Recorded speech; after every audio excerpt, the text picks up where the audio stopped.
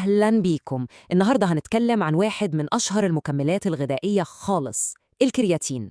كتير مننا سمع عنه، بس يا ترى إيه هو بالظبط؟ يلا بينا نعرف. ببساطة هو مركب طبيعي الجسم بيصنعه من 3 أحماض أمينية أساسية.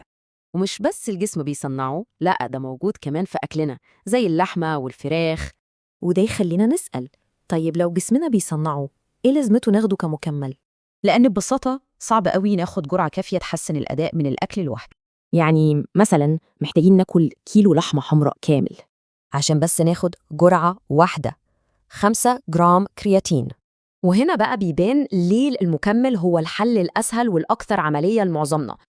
أوكي، المكمل أسهل، اتفقنا، بس بيعمل إيه بقى؟ إيه فوايده؟ لأن الموضوع أكبر بكتير من مجرد بناء عضلات، فوائده بتوصل لأبعد من كده. طيب نبدأ بأشهر حاجة تأثيره على الأداء الرياضي والقوة. هو بيزود طاقة العضلات فبيخلي التمرين أقوى والاستشفاء أسرع بكتير.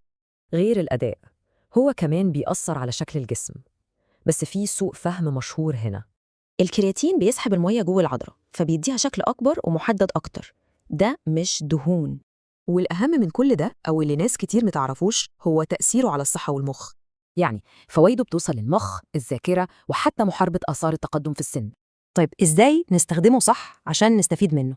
الموضوع بسيط. الجرعة اليومية بتكون من 3 ل 5 جرام، وهو آمن تماماً على المدى الطويل.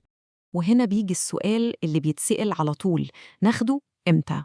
الحقيقة إن التوقيت مش بيفرق قوي، المهم هو الاستمرارية، كل يوم وخلاص.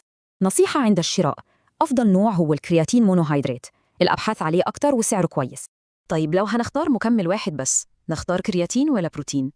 بما إن البروتين سهل ناخده من الأكل، الكرياتين هو اللي صعب، عشان كده هو الاختيار الأهم.